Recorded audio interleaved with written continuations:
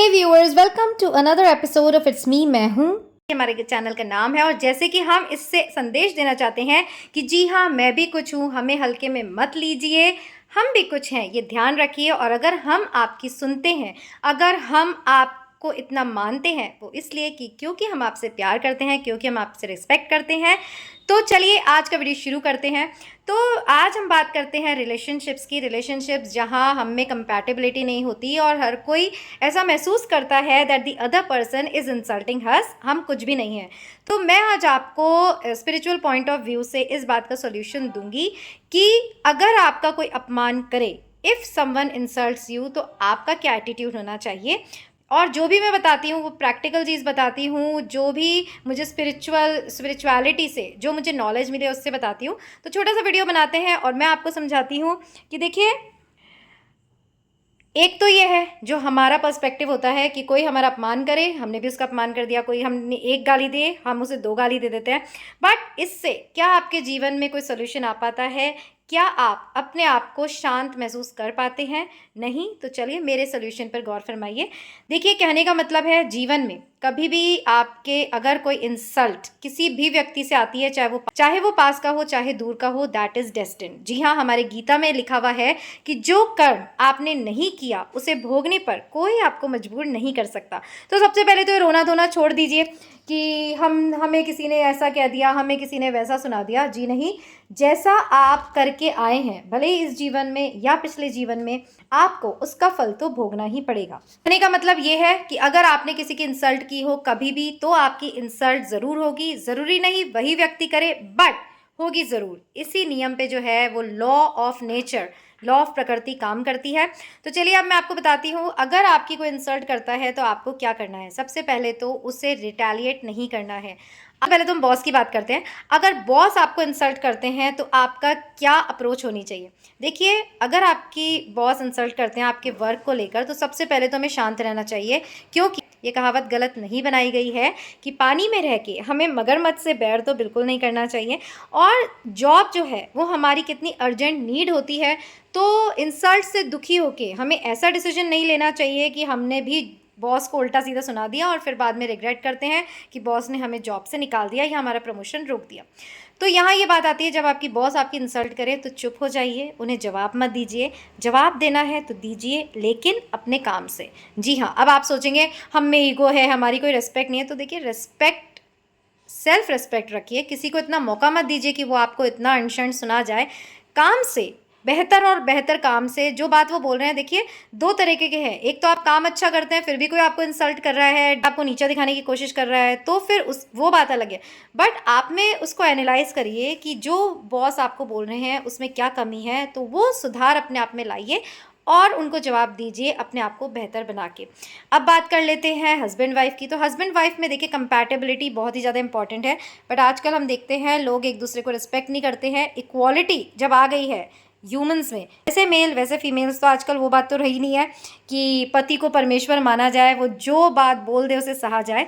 ये बात बिल्कुल डिफरेंट है। पहले के लोग ऐसा करते थे, बट आजकल जब लड़कियां बराबर का साथ दे रही हैं, अर्निंग में भी, घर चलाने में भी, तो फिर कैसी भी बात पति बोल जाए वो बर्दाश्त करना मुश्किल है। और यही आज कारण है रिलेशनशिप्स के ब्रेक होने का। तो इसमें मैं ये सुझाव देना चाहूँगी, देखिए, अगर आप पत्नी हैं तो देखिए, औरत को तो हमेशा महान बनाया गया है, उसको हमें पेशेंस से रहना उसकी मतलब फितरत में ही है। मेल्स जो है उनमें ये जो फीचर है वो मिसिंग है। तो सबसे पहले आपको समझना चाहिए कि बराबर का अगर आप किसी को जवाब दे रहे हैं तो उसका असर आपकी फैमिली पर क्या पड़ता है। जी हाँ, बुरा लगता है, मैं ये नहीं कहती आप कायर बनिए, आप जवाब मत दीजिए, आप अबला बनकर बैठ जाइए कि हाय हमें ऐसा बोल दिया, हाय हमें ऐसा बोल दिया, मायके चले जाएंगे। जी नहीं, आपका चुप रहना आपके हस्बैंड को सबसे बड़ा जवाब होगा। देखिए, जब आपको कोई कुछ सुनाता है ना, हस्बैंड वाइफ की बात कर रही हूँ, वाइफ की तरफ से मैं बोल रही हूँ, तो वो किसी ना किसी बात का फ्रस्ट्रेशन होता है या गुस्सा होता है। अगर देखिए वो सही बोल रहे हैं तो चुपचाप अपनी गलती मानकर उसे सुधारिए। बट अगर आपको ऐसा लगता है कहीं और का गुस्सा आप पे उतारा जा रहा है, तो उस समय शांत रहिए, क्योंकि जब आप बराबर की बहस करते हैं तो बात और बिगड़ती है, पड़ोसियों तक पहुंचती है, आपके बच्चे सफ़र करते हैं, रिलेशनशिप अफेक्ट करती है। तो ऐसे में आपको क्या करना है, बिल्कुल चुप हो जाना है, उस बात का जवाब नहीं देना है उस समय, क्योंकि जब कोई इंसान गुस्से में होता है तो उसके जो दिमाग के द्वार है वो बंद हो जाते हैं, सही गलत वो नहीं सोच पाता। तो जब आप इतने बुरे व्यवहार के आगे अपना रिस्पेक्ट बनाते हुए तब भी अच्छा ही व्यवहार करेंगे, चुप रह जाएंगे उस समय, तो ये बात वहीं की वहीं ख़त्म हो जाएगी और फिर वो व्यक्ति तभी आगे विचार करेगा कि how I behaved and how she handled it, मतलब कुछ भी गंदा उन्होंने नहीं बोला, और फिर तब वो सोचेंगे कि हमसे क्या गलती हुई है और माफ़ी भी मांगेंगे।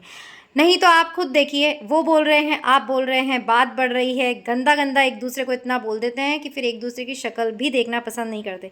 तो हमारी गीता में कहा गया है कि जब आपसे कोई भी व्यक्ति बुरा व्यवहार करे तो सबसे पहले तो ये मान लीजिए आप ऐसा ही करके किसी के साथ आए हैं, तो आधी फाइट आपकी वहीं ख़त्म हो जाएगी। उस व्यक्ति के प्रति आप में जो अंदर से फ्रस्ट्रेशन, इरिटेशन, गुस्सा, नफ़रत होगी वो नहीं होगी। तो एक आपका दूसरा संस्कार नहीं बनेगा, दूसरा आप बहुत ही ईजिली इन सारे मैटर्स को हैंडल कर लेंगे, आपकी पर्सनल लाइफ इफ़ेक्ट नहीं होगी।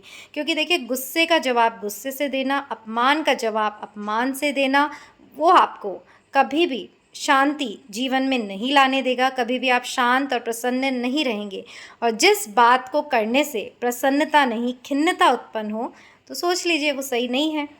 तो आज के पर्सपेक्टिव में बहुत ही डिफरेंट सी बात है कि मैं आपको बोल रही हूँ कि आप चुप रहिए, आप जवाब मत दीजिए, बट आप अंदर से अपने आप को टटोलिए कि क्या जवाब देने के बाद आपकी प्रॉब्लम सॉल्व होती हैं? नहीं, दूरियां बढ़ती जाती है, नफ़रत बढ़ती जाती है।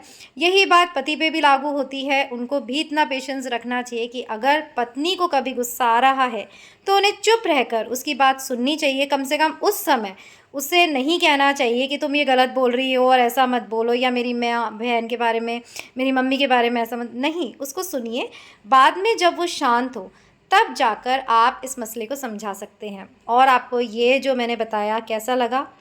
देखिए, हमारे सबके अपने अपने तरीके होते हैं हमारे जीवन की प्रॉब्लम्स को डील करने से, बट यदि आपको लगता है आप जिस तरह से डील करते हैं उस तरह से सॉल्यूशंस नहीं निकलते, तो एक बार हमारे शास्त्रों में जो लिखा गया है, जो प्रैक्टिकल कृष्ण ने प्रैक्टिकल ज्ञान दिया है पूरा गीता को, जिसे दुनिया मानती है, तो उसे अपना कर देखिए, ज़रूर से फ़ायदा होगा। हमने इस टॉपिक पे बात की, कोई आपकी इंसल्ट करे तो आपको उसे कैसे डील करना है।